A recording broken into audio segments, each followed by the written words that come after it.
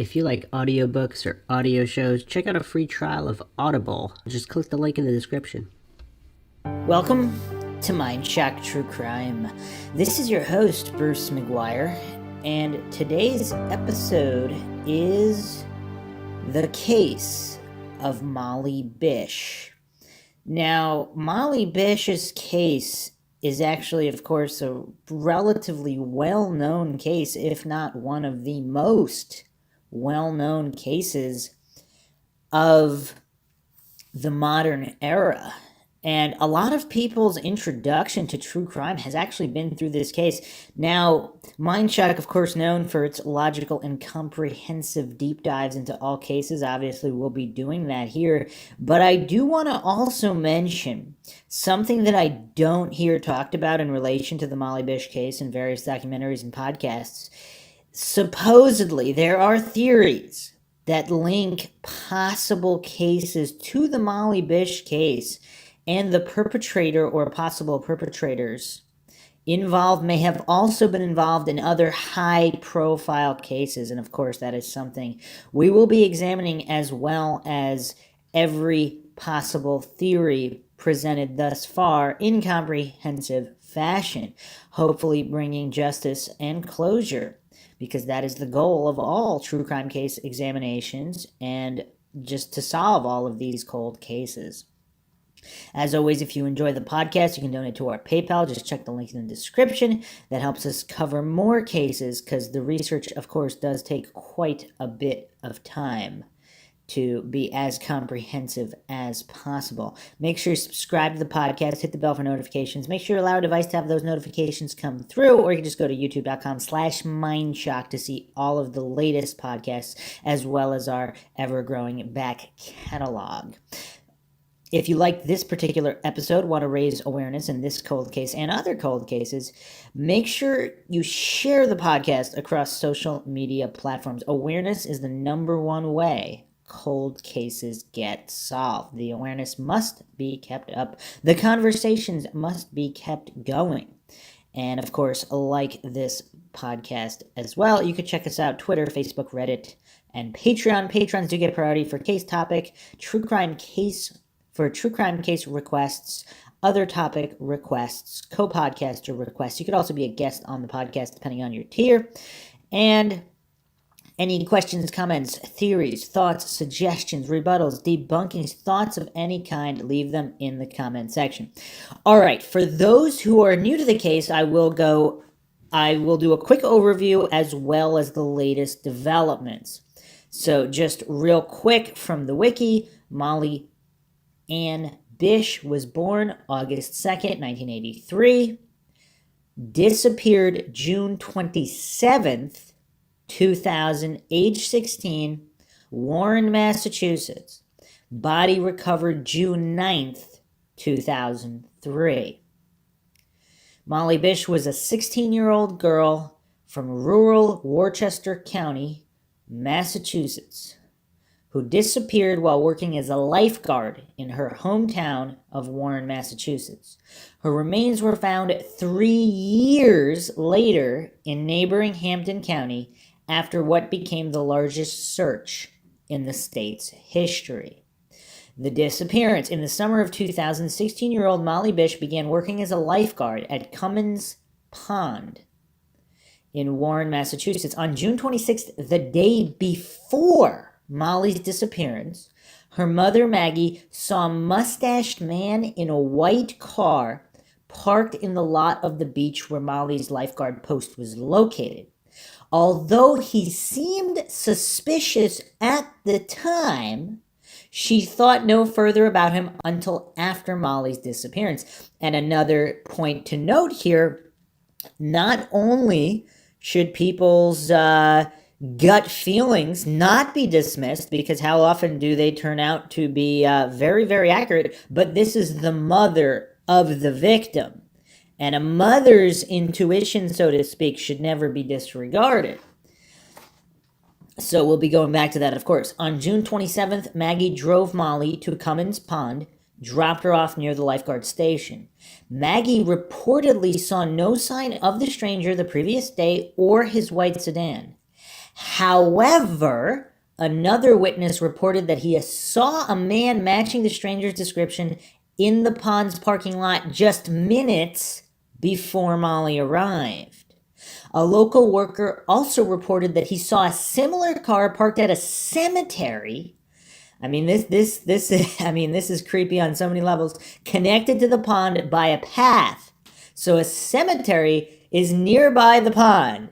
This guy is spotted not once, but twice by two separate people minimum. We'll be going more into other of the sightings later. Maggie Bish was the last known person to see Molly before her disappearance. Several hours later, police contacted Molly's parents, informing them that no lifeguard had been on duty all day and that Molly's belongings had been left unattended at her station. Body discovery, an extensive search was immediately launched. It was to become the largest and most expensive search for a missing person ever undertaken in Massachusetts.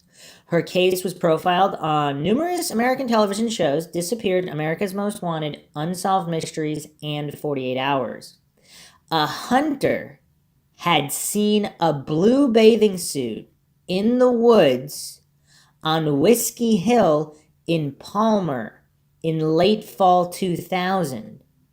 In May 2003, he mentioned this to Tim McGeegan, who contacted police. An intense search of the area soon located Molly's body.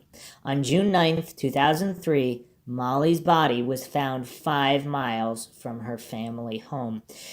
Now, this entire issue with the bathing suit and the timeline, I'll be getting into that because that struck me as a little bit odd the very first time I read about it. And also, the Molly Bish case was actually probably one of the first, I think it was the first true crime case that I actually did deep research on.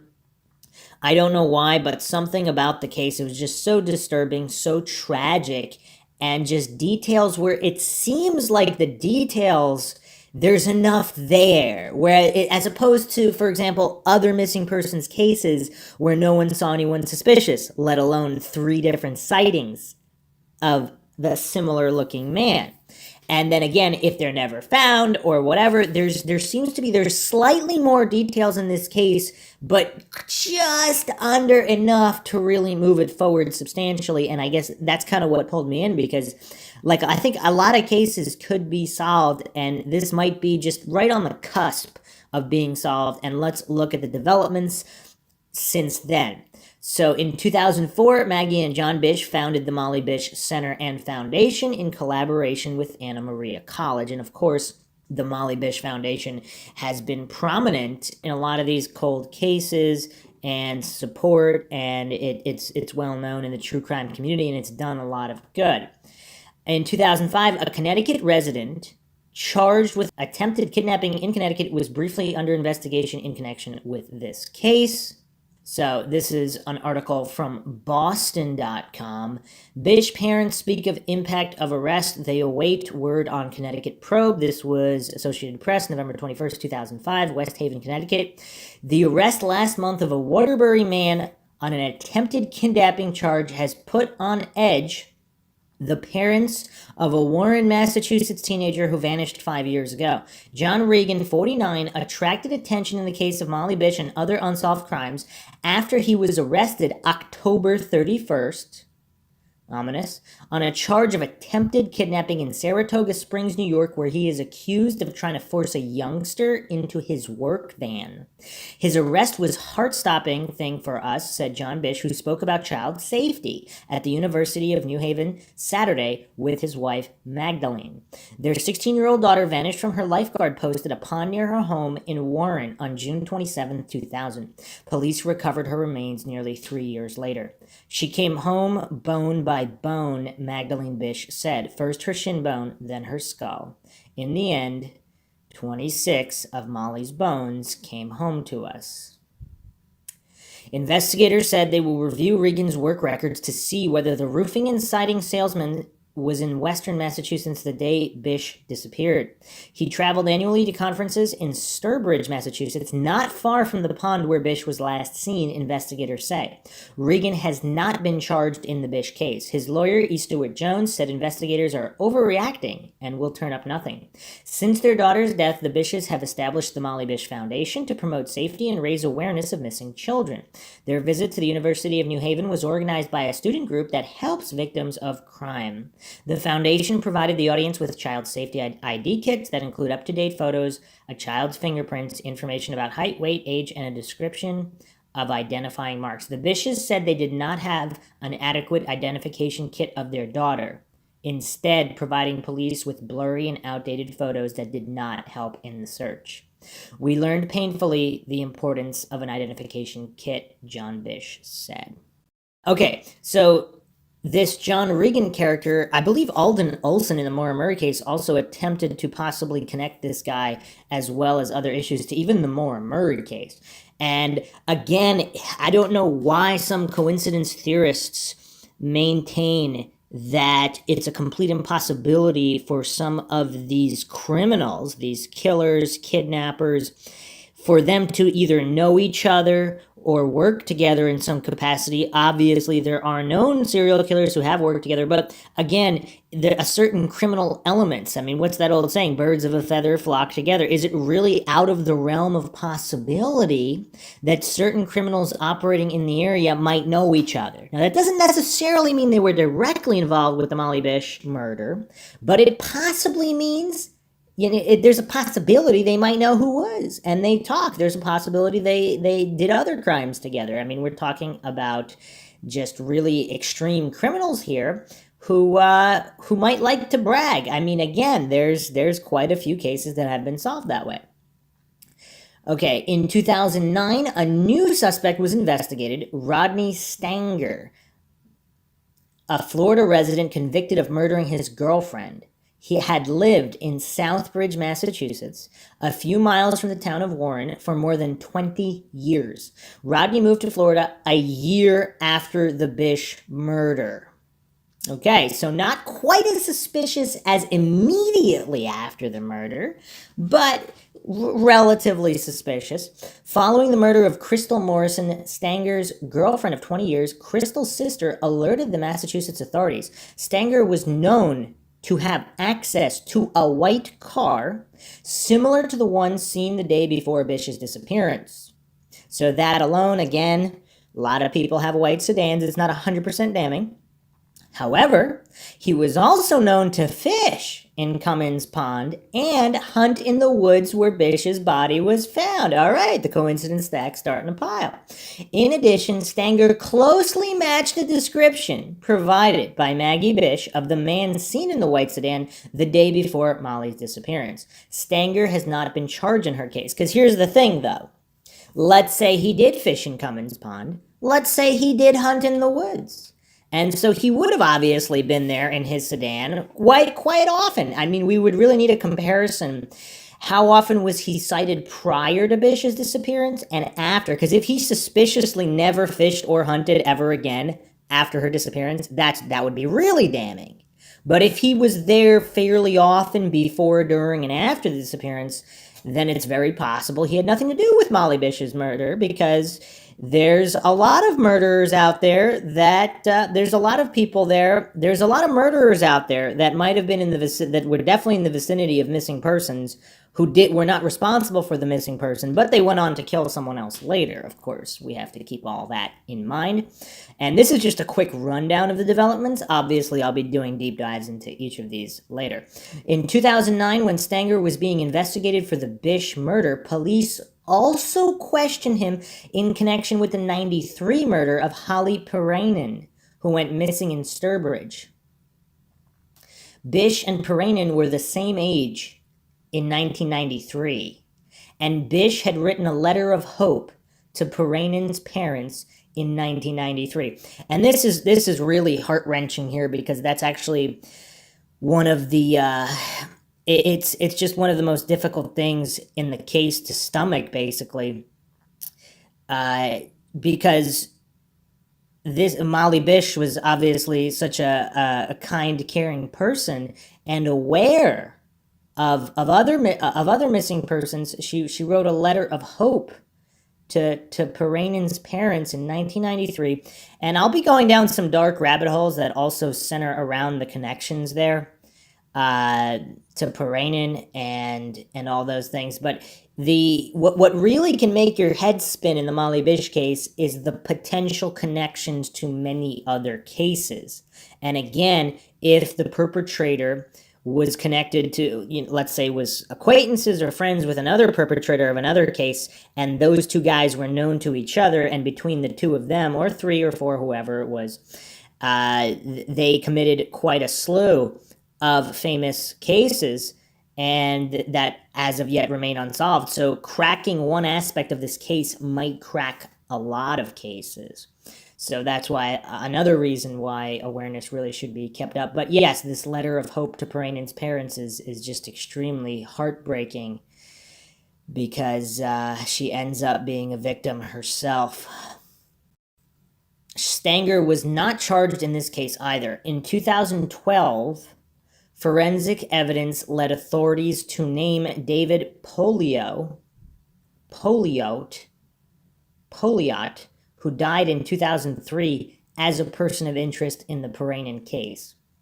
In November 2011, Gerald Battistoni, aka confidential informant number 62, so this is actually on the official Wikipedia page, so they gave away his confidential informant number, for the Eastern Hampden County Narcotics Task Force, was named as a suspect in Bish's death by private detective Dan Malley of Massachusetts. Battistoni served time in prison for repeatedly raping a teenage girl in the early 1990s. He attempted suicide in prison after newspaper articles identified him as a potential suspect in Bish and Perenin's deaths. Battistoni, who had a criminal record dating back to 1980, had been in the area where Molly's body was found and also resembled a composite sketch of the man Maggie saw in the parking lot the day before Molly disappeared. Okay, so the plot is thickening here. So we have two guys that relatively resemble the sketch. Now, Gerald Battistoni was named a suspect in both. So again, this is just what twists of fate if the same guy responsible for Perenin was responsible for Bish, particularly regarding Bish's letter. I mean, it's tough. This is really, really tough. After Gerald Battistoni was named a suspect, private detective Dan Malley and the Bish family asked for DNA testing to be done. Massachusetts State Police sent the DNA evidence to Texas. Gerald Battistoni died at Lemuel Shattuck Hospital in Jamaica Plain in November 2014. There have been no arrests in the case as of November 2020. So regarding the connection to the Holly Perenin case, fellow Massachusetts resident Holly Perenin was murdered 7 years earlier. Her body was also found in a wooded area in Hampden County. Police considered the possibility that the two cases could be related.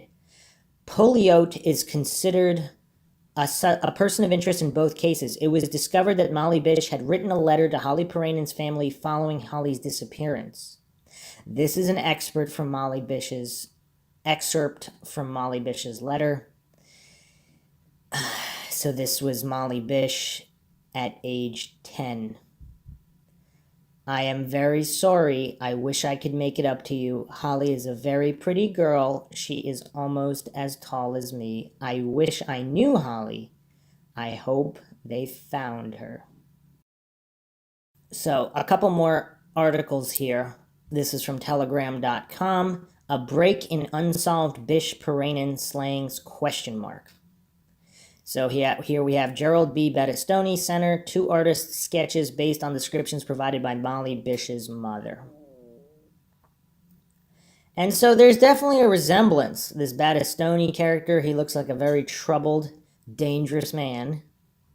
This article was written by Kim Ring, Telegram and Gazette staff.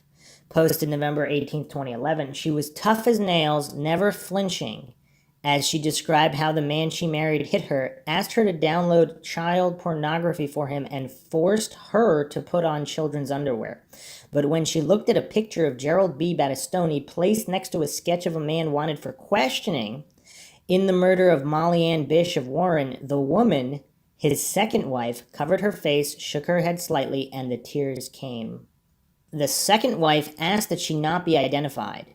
It is the policy of the Telegram and Gazette not to identify victims of sexual abuse. Mr. Battistoni, 49, is behind bars serving 10 to 12 years in state prison for raping the daughter of a woman he dated but never married around 1991. He was convicted in Springfield last August. That charge came last year after licensed PI and former Vermont State Trooper Daniel E. Malley, working on a child custody case involving Mr. Battistoni, tracked down information that Mr. Battistoni had raped a young girl years earlier. And they also made a sketch of the man holding a cigarette, too. It's a pretty good sketch, too. It's not that vague. I mean, there's detail in the face and hair and everything. When he found the victim and asked her about the allegations, she admitted she'd been raped by Mr. Battistoni, possibly 100 times or more when she was between 13 and 16, and except for one of her childhood friends, never told a soul. The teen's mother said Mr. Battistoni plied her daughter with cigarettes, soda, and other things she wasn't always allowed to have. The mother said he seemed to want to protect her daughter, who had been raped before by another man. That's pretty terrible. But Mr. Malley discovered Mr. Battistoni was certainly not protecting the teenager at all. The victim described in her statement how Mr. Battistoni would perform oral sex on her and eventually began having sexual intercourse with her whenever her mother was not home, according to Trooper Brendan M. O'Toole's report. He took her underwear and raped her in her father's home, watching out the window in case he'd returned. When she was 13, she moved to a Sturbridge apartment with her mother, who had a restraining order against Mr. Battistoni. He would sometimes drive by the apartment looking for her. Once, in front of a Sturbridge police officer investigating whether he was violating the restraining order, he told the girl he loved her.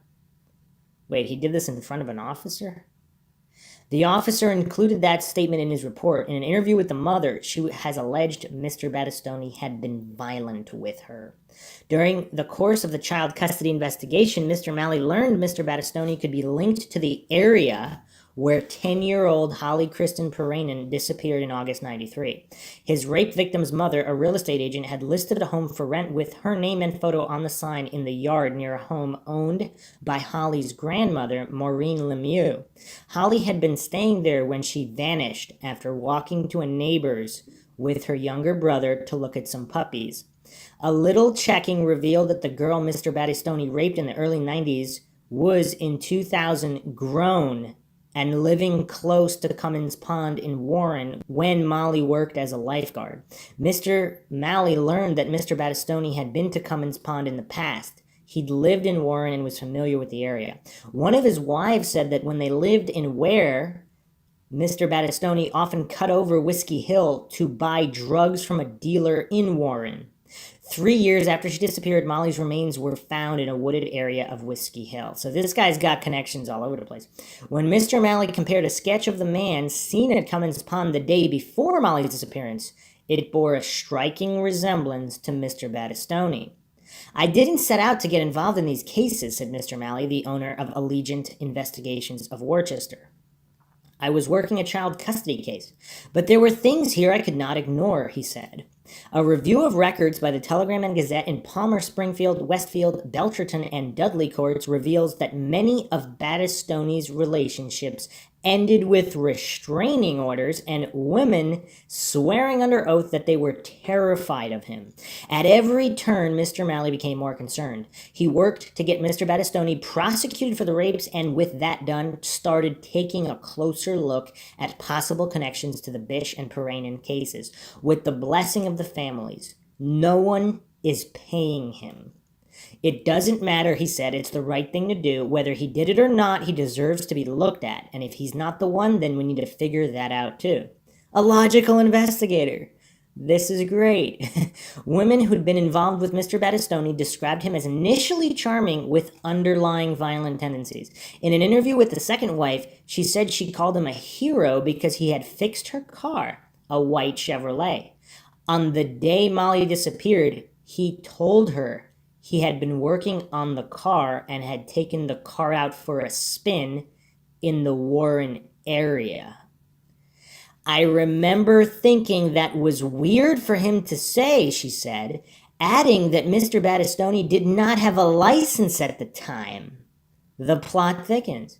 Molly Bish's mother, Maggie, remembered seeing a man sitting in a white car smoking when she dropped off Molly for work the day before she disappeared.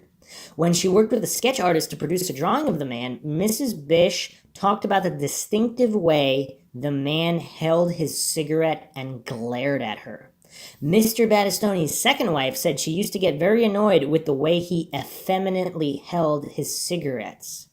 It used to be one of those things that drove me crazy, she said, holding her hand to her face, her fingers splayed. She also recalled how in the days after Molly's disappearance, Mr. Battistoni took to the couch, rarely moving. He shaved his mustache and went out very little. Uh-oh. So if she's not lying here, so if Mr. Battistoni's second wife is not some disgruntled wife, and keep in mind, it looks like the detective tracked her down, not the other way around, so she's not speaking out for attention or going to police to try to get him in trouble. So, I mean, that would make it more likely that she's telling the truth here.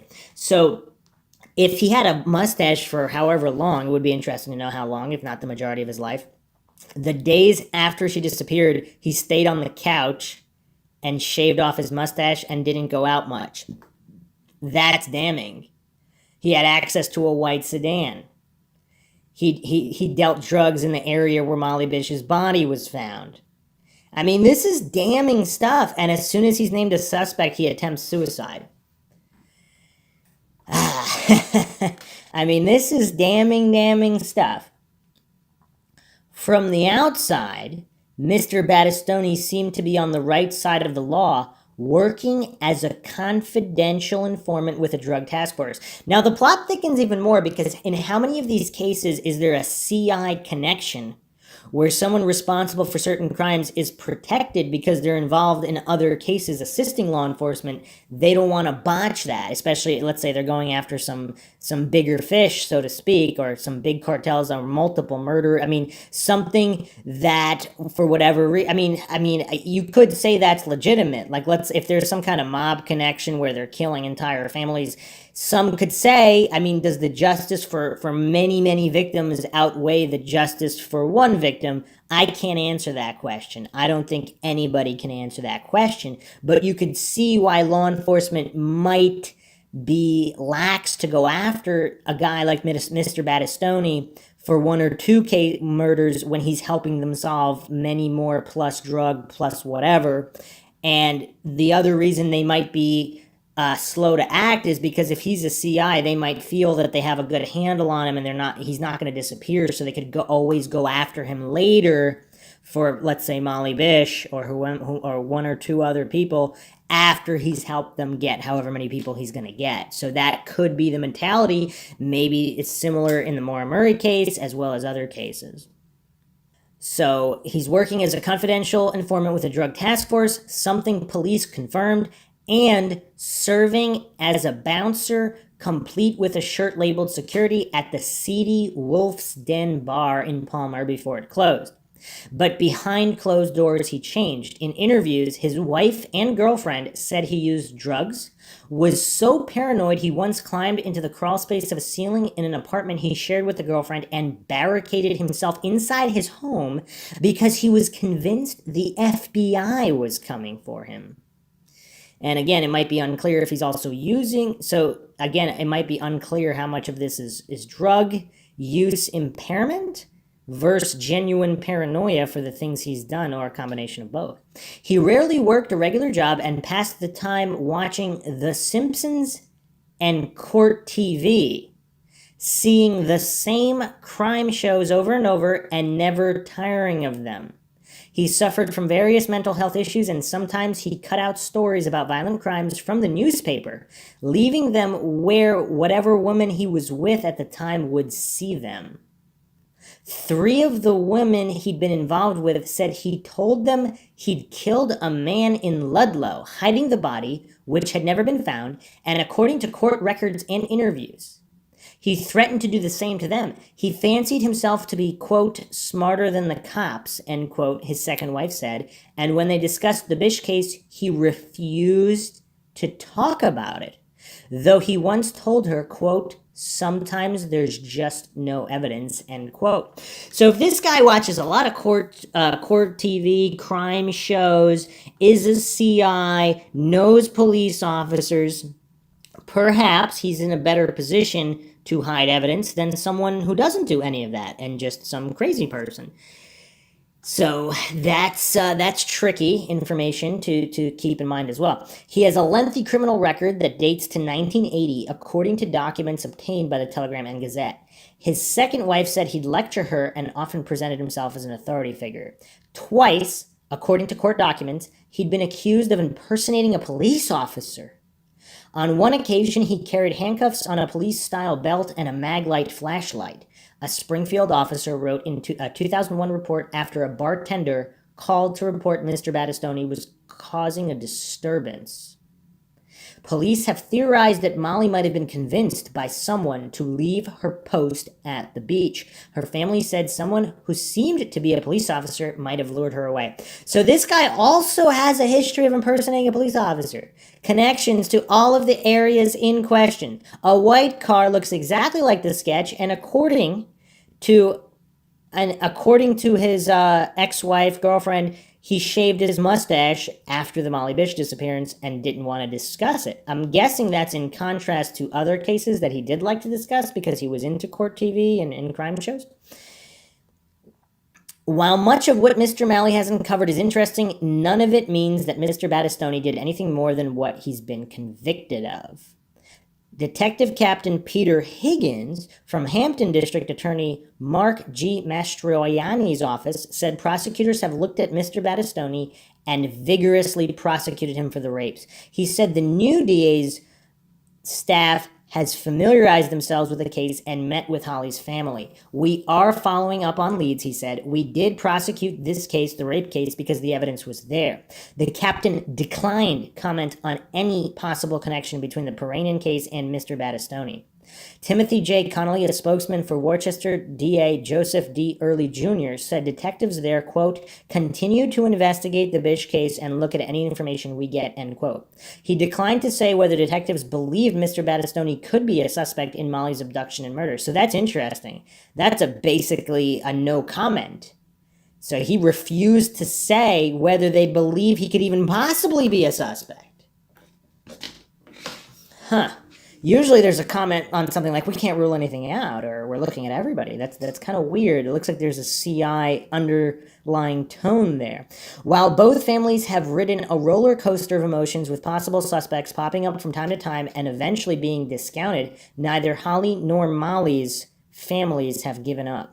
Heather Bish said each time her family hears of a new suspect or a possible break in the case, they're cautiously hopeful, and even if a lead is unfounded, it brings new attention to her sister's case and might someday prompt someone with information to come forward, which is a good point. Keeping awareness up is key. Holly's mother, Tina Harrington, said she also holds out hope and wonders whether Mr. Battistoni might be the one. If he is the guy, it'd feel really good because he's already in jail, she said. It seems like a possibility, and I think they should be looking at him.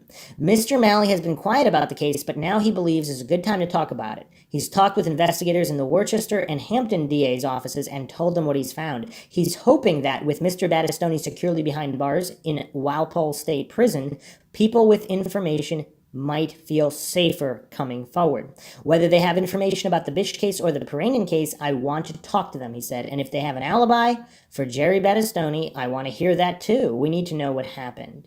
Mr. Battistoni's first wife, who also had restraining orders against him, declined to comment for this story. And I wonder now that he's dead if she would comment. So here's a little bit more info from unsolvedmysteries.fandom.com regarding Molly Bish. She was 5'7", 127 pounds, Caucasian female, blonde hair, blue eyes. Case details. Molly Bish and her family lived in the small community of Warren, Massachusetts. They were originally from Detroit, Michigan. However, they moved away after a disturbing crime occurred in their own neighborhood. A young woman had been abducted while walking home from work and was later found murdered. The Bish family felt that Warren would be a much safer place to raise their children. So how tragic is this? We have multiple layers here. A young woman was abducted, later found murdered, which is why they moved from Detroit, Michigan. Then there's the Paranin case, where Molly Bish herself writes to the family, where Paranin was murdered. Now we have, and then she herself was abducted and murdered. I mean, that's just terrible. I mean, I might as well say this now because it's been bothering me a little bit. But it's just the average individual out there seems to just have this blind faith in authority and just overestimates the competency of law enforcement. I mean, I really believe there's enough information combined here to solve a lot of these cases, and they're just not being solved. And so an average individual might think that there's not enough information there, otherwise it would already be solved.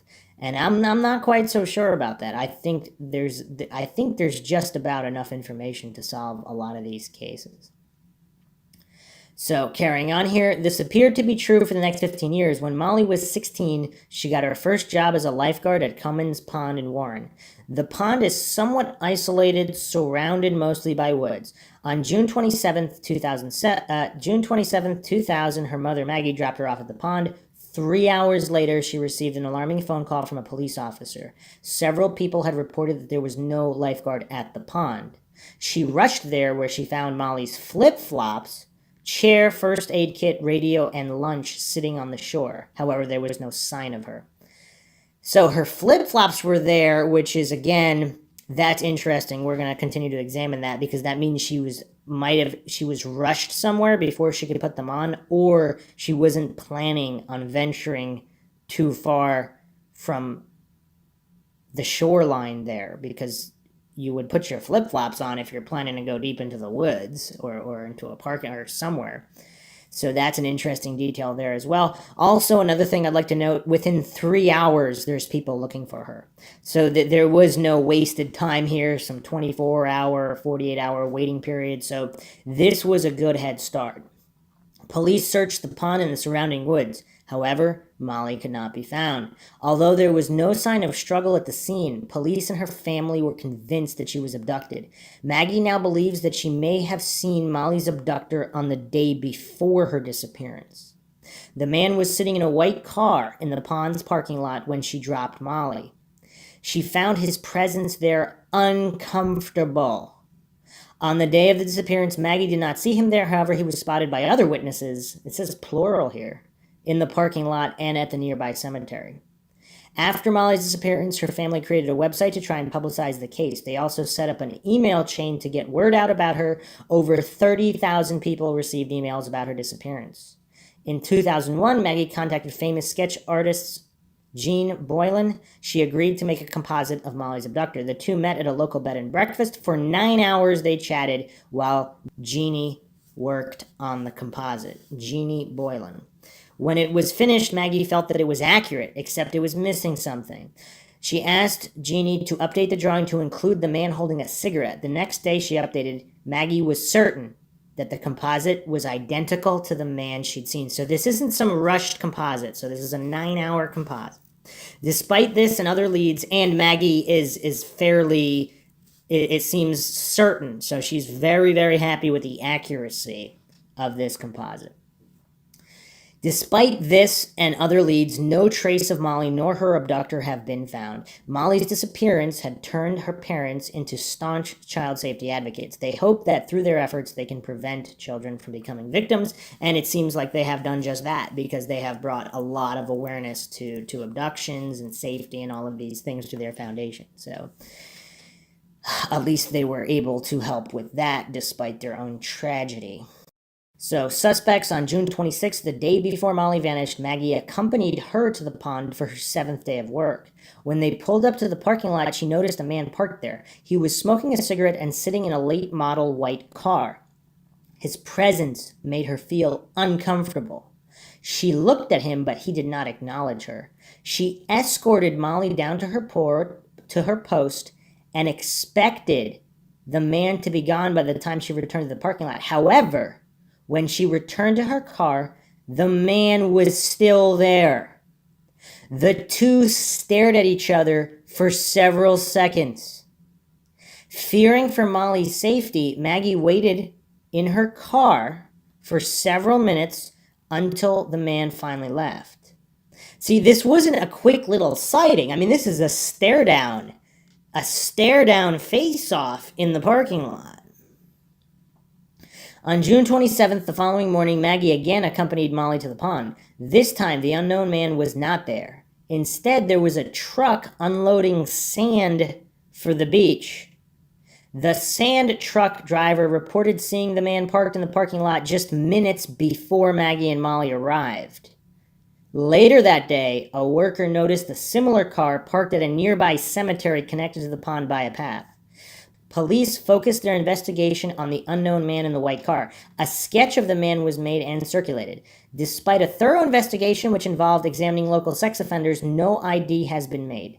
He has brown hair, dark eyes, and was approximately 50 years old at the time of Molly's disappearance. He is possibly a heavy smoker. All right, so what do we have here? I mean, this is an interesting case because this is not a case of, let's say, the day before the abduction. She gets dropped off. No one sees anything. Nothing's out of the ordinary. The same day, the day of her disappearance, no one sees anything. Nothing's out of the ordinary. Quite the contrary occurs. We have this guy scoping out the location, possibly seeing Molly there for the first time, or not even the first time, possibly stalking her, if this is the guy. Or perhaps, I mean, again, let's not fall for black and white fallacies. It's possible there were some weird guys staring at a lifeguard. And they had no intent to harm her. They just had nothing better to do. Like the guy like this, that doesn't mean he was particularly responsible. But he could have also been responsible because we don't know. But even on the day, so the day of her disappearance, there's a truck driver unloading sand for the beach. I would imagine the truck driver was investigated as well. And also, I wonder how many other witnesses, how busy was that parking lot? How busy was the beach? Because how did no one see anything? So she's a lifeguard for a beach where there's nobody there? I mean, a lot of these issues, like we're going to examine all these things because we need to know this information. And I'm sure this is all known to the police, of course. Now, we have a worker. It doesn't say a worker. What kind of worker? Noticed a similar car parked at a nearby cemetery connecting to the pond by a path. So there's a cemetery nearby. So did he dump the body in the cemetery? Did something happen in the cemetery and then he dumped the body elsewhere? We don't know. Okay. Results unsolved. June 2003, 3 years after Molly vanished, her body was found 5 miles from the pond at a place called Whiskey Hill. Her bathing suit was also found nearby. Although no cause of death could be determined, the manner of death was ruled a homicide. Her killer has not yet been apprehended, but the case remains open and active. A $100,000 reward is being offered for information leading to an arrest. Although the case remains unsolved, several persons of interest have been ID'd and questioned. In 2007, a sex offender named Robert Burno was named after he tried to abduct and assault a jogger in Brimfield, a few miles from Warren. He also matches the suspect's description. In 2009, convicted murderer Rodney Stanger was named a suspect in Molly's murder. He had lived in the same area as her family at the time of her disappearance. He also lived close to the YMCA where she took her lifeguard certification classes. He was also known to frequent the pond and the wooded area where her body was found. He also matched the suspect's composite. Finally, before her murder, his girlfriend claimed that he may have been involved in murders in Massachusetts.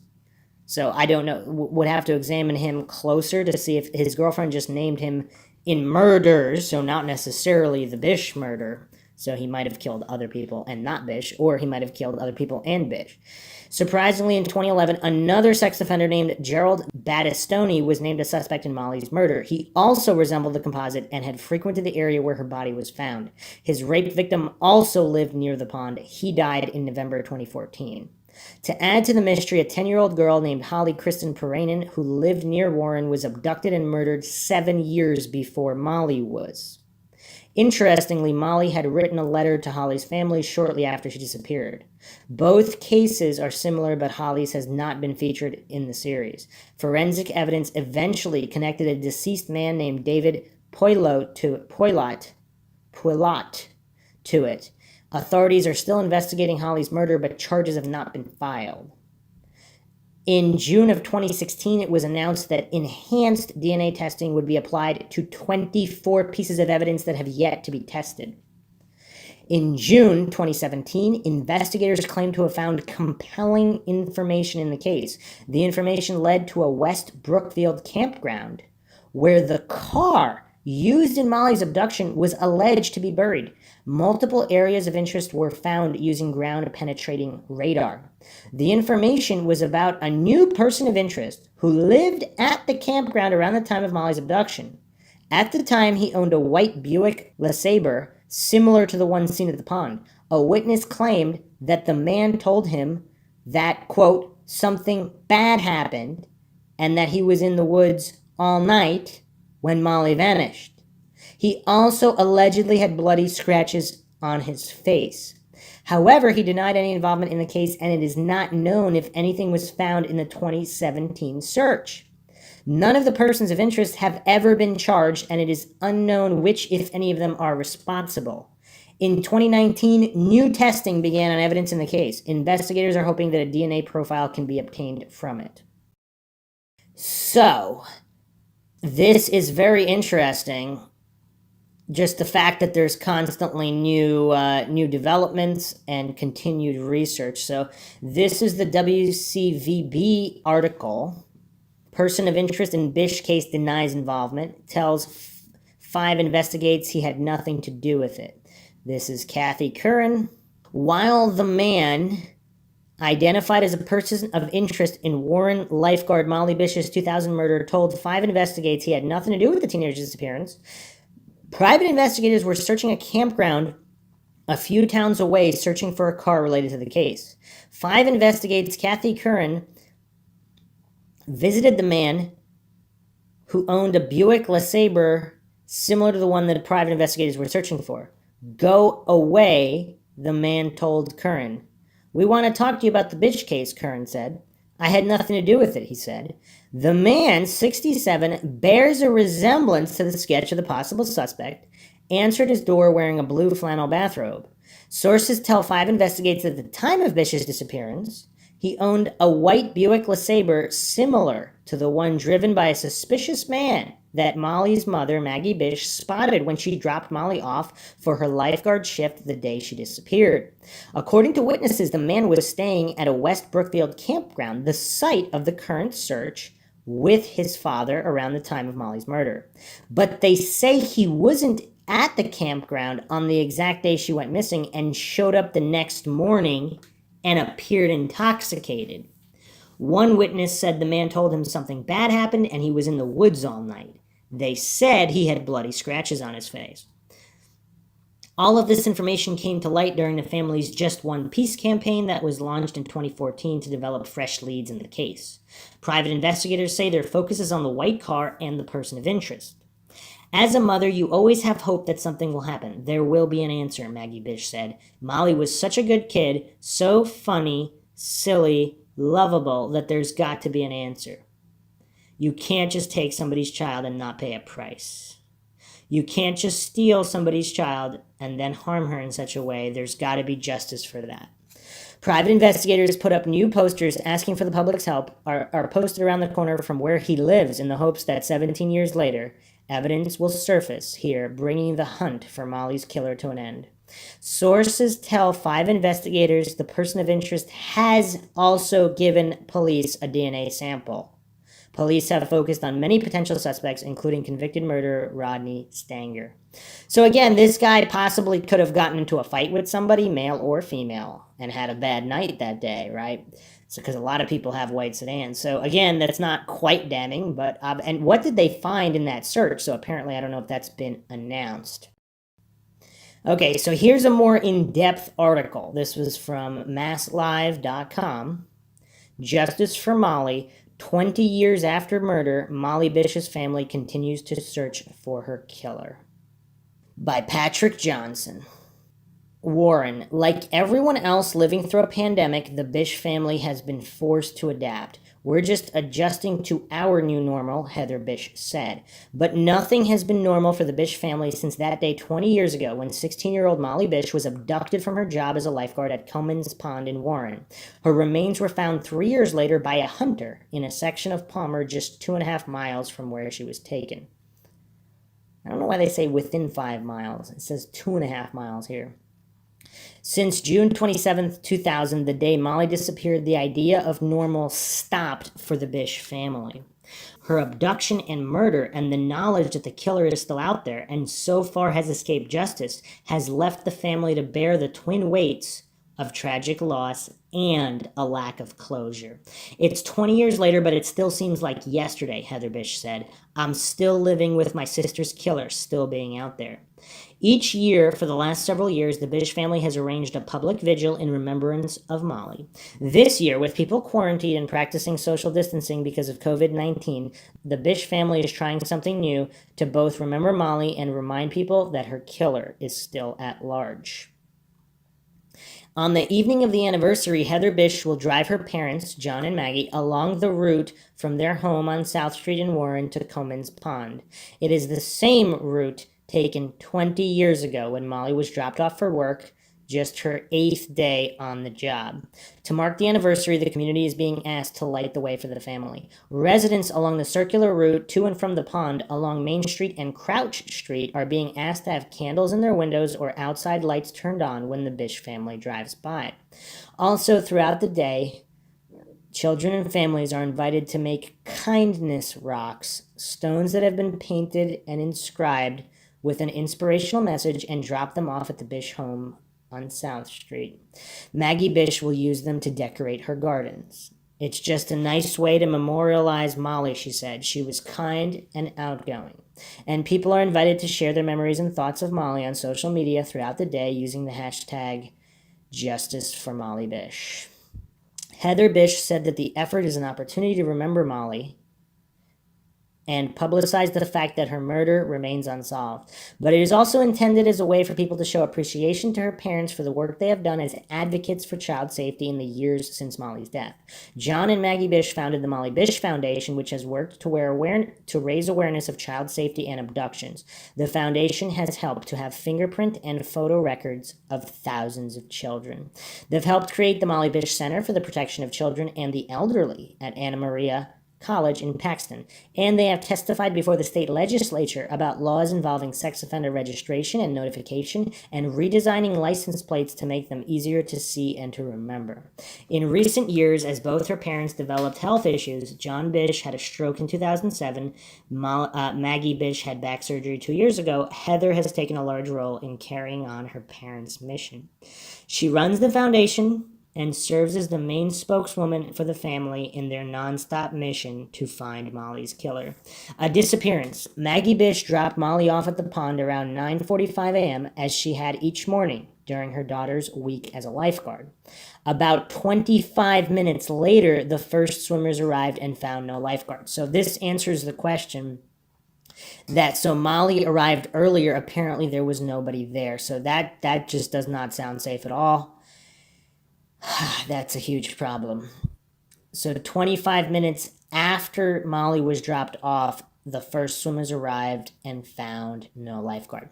Her shoes, a medical kit, water bottle, and police radio were found on the lifeguard chair, but Molly had disappeared.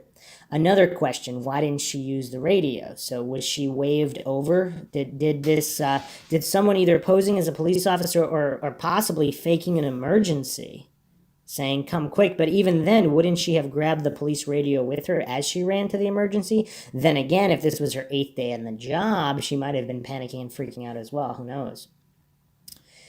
The initial story in the June 28th edition of The Republican described police searching in the pond, the woods, and trails nearby. A helicopter and police dogs aided in the search but found nothing. So I'm guessing those were scent dogs. In that first story, Molly's absence is described as a disappearance and not necessarily as a criminal act, although the state captain in charge of the search said, quote, "the possibility of abduction is there," end quote. The same article quotes a friend of Molly who said he did not think she should have been working alone. He said a middle-aged man in a white Chevy Corsica that no one knew had been seen hanging around in the parking lot in recent days, plural, staring at Molly. So here we have the number one suspect. Maggie Bish would recall later on the day before Molly disappeared, a man smoking a cigarette was sitting in a white car when she dropped Molly off. One of the unanswered questions in the case is, what if the same man came back the next day and abducted Molly? With the help of a sketch artist, Maggie Bish described a middle-aged man with a mustache and hair combed off his forehead. So they're stating that the car was exactly a Chevy Corsica. So it seems like other witnesses were able to definitively identify this vehicle, which might possibly rule out some but not others. So this white Chevy that Battistoni was fixing for his wife, girlfriend, could they not narrow down? Because this new suspect that stated that he had a Buick LeSabre, so that is not a Chevy Corsica, unless they were mistaken. But if more than one person identified the white Chevy Corsica, that should be relatively definitive. Based on the sketch, police questioned several men. One of them was a man named Rodney Stanger, who used to fish and hunt in the area. Stanger in 2010 was sentenced to 25 years in prison for the fatal stabbing of a woman 2 years earlier. So this guy has a history of violence. Massachusetts authorities have interviewed him several times at his prison in Florida, but he has denied involvement in the Bish case. Heather Bish said that looking back, an abduction was probably the furthest thing from anyone's mind. It was a different time. Heather Bish said police on that first day did not think to preserve the crime scene. Indeed, they did not think at first there had been a crime. They assumed she had gone off with one of her friends, even though she did not take her shoes. So they just assumed she was an irresponsible lifeguard. Today, a teen missing under mysterious circumstances would trigger a different response, perhaps even an Amber Alert, which would broadcast information to police and the media across the region. That's what happened in a recent Springfield case in which an abducted girl was rescued hours later. At the time of Molly's abduction, Amber Alerts were still 3 years away from being rolled out across the country. In 20 years, we have learned so much, Heather Bish said. In 20 years, so much has come out, but unfortunately, not the guy responsible. I'm hopeful it will be solved. The Bish case remains an active investigation in Worcester County, and work is ongoing in trying to find Molly's killer, said DA Joseph D. Early Jr. The Molly Bish case is turning 20 years old, but the tips still come in every week, and every tip is followed up on, Early said. We have had many items tested for DNA over the years, and we continue to do so.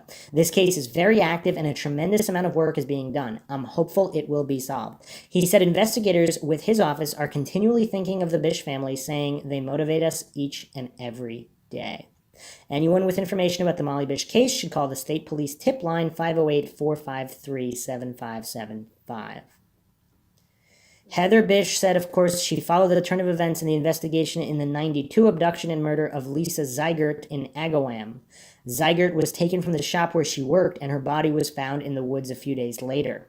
The case had been unsolved for 25 years until a breakthrough with DNA led investigators to charge a suspect, Gary Scarra, in 2017. In September, Scarra pleaded guilty to first-degree murder and was sentenced to life in prison.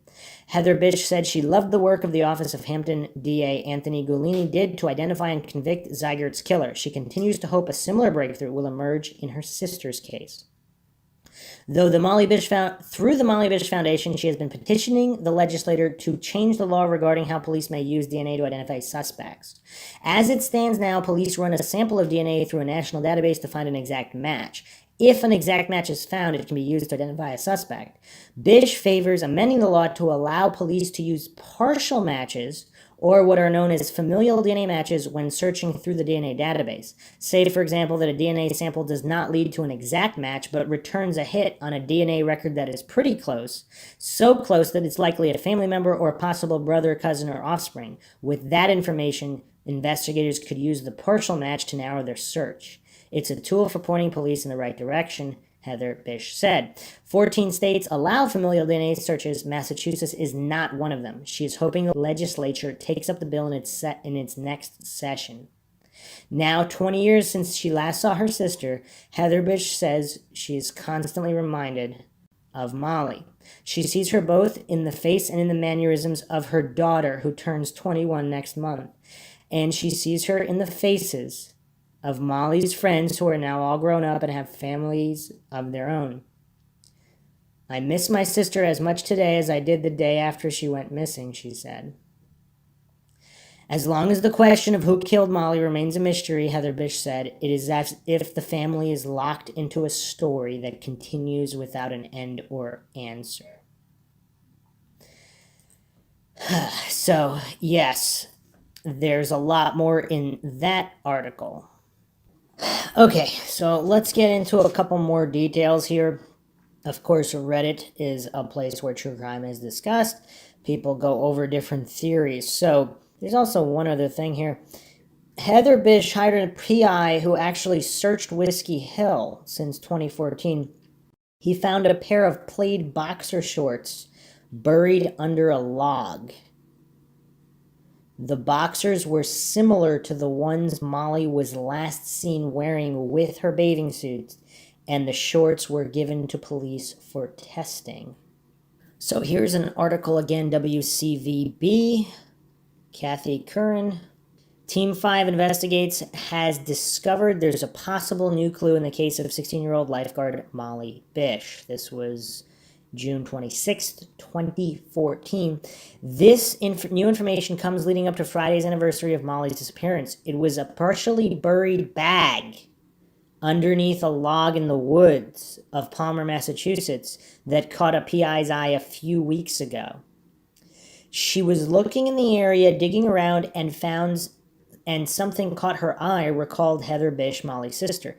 Inside was a pair of plaid boxer shorts similar to the ones Molly Bish was wearing on June 27, 2000, when she disappeared during her lifeguard shift at Comins Pond in Warren, Massachusetts. Molly's body was found over many acres. This is a quote from her sister. Molly's body was found over many acres, so it wasn't in one spot. Bones were all over the place. We did only find 26 of her bones, and we only found her bathing suit, so certainly there is a potential to find her tank top and her shorts and any other evidence that would be a part of what happened to Molly, said Bish. The shorts were found near the Nenenemsex Sportsman's Club, across the street from where Molly's remains were found on West Ware Road. Surveillance video obtained by Team 5 Investigates shows Molly wearing shorts and a tank top the morning she disappeared. The video shows the last images of Molly captured about 13 minutes before she went missing. Do you think there could be anything to this after all these years, asked Team 5 Investigates Curran. Absolutely, said Bish. There have been many leads in Molly's murder. Rodney Stanger is a person of interest, but so far all of the evidence tested for DNA has come up inconclusive. So this article is stating that he has not been ruled out, simply that the tests are inconclusive. Heather Bish told Team 5 Investigates the shorts are a possible piece of new evidence that could help lead investigators to Molly's killer. The hope is that this never happens to anyone else and we find the person who did this to Molly, said Bish. Worcester County DA Joe Early wouldn't comment on the shorts that were found, but he did tell Team 5 Investigates that his investigators continue to evaluate evidence and track down leads, hoping to bring Molly's killer to justice. So it's interesting that there hasn't been an official statement regarding this. So this was actually quite mind-shocking for me. This mention in 2014 of the security video, the last images of Molly, because that was not in the Unsolved Mysteries episode. And I actually found the video here. It's part of a compilation, or it's part of a video created by Find the Missing YouTube channel, which is an excellent channel. And this video was actually really hard to watch. It's a 20-minute video on Molly Bish summarizing the case. A lot of really good information and details from different sources in this video, and they also included the security video, which I actually was not aware of this video.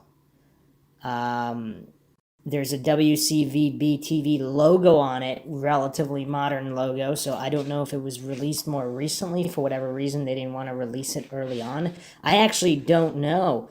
Someone who's an expert in this case can chime in on when this video was originally released, but it shows Molly Bish in a convenience store, and you can see what she's wearing here.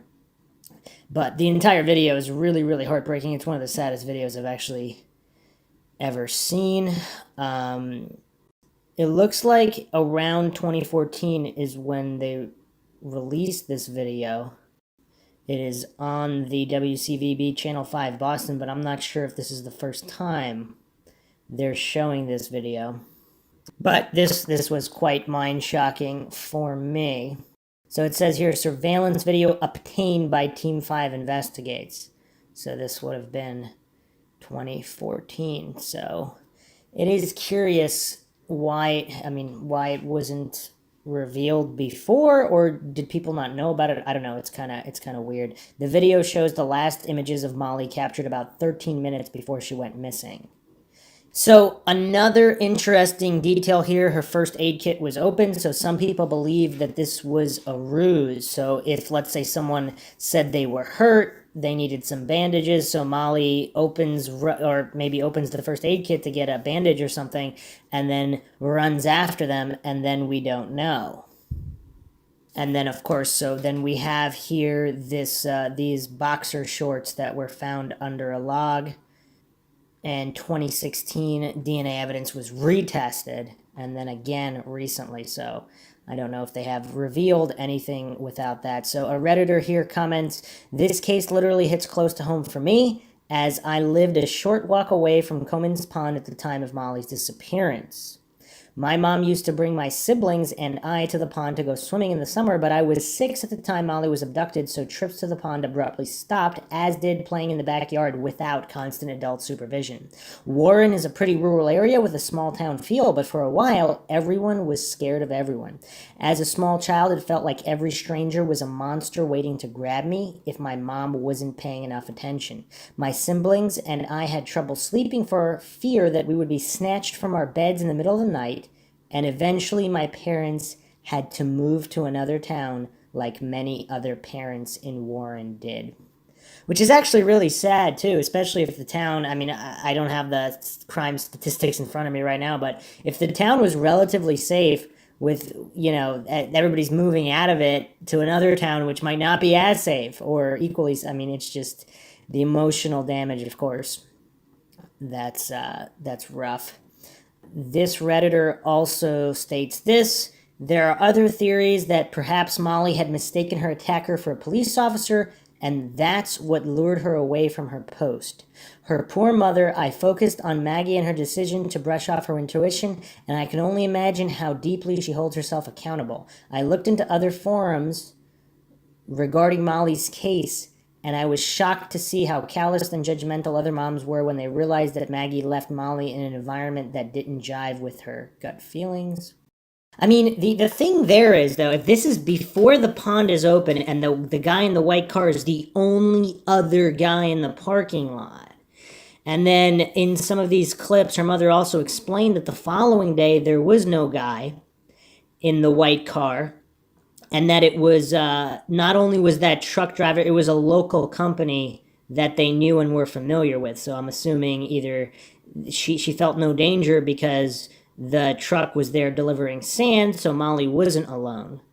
And in an interview, though, again in this compilation video, which was, I mean, it was so creepy because the interviewer asks Maggie, "What was your reaction when you were first told that that Molly was missing?"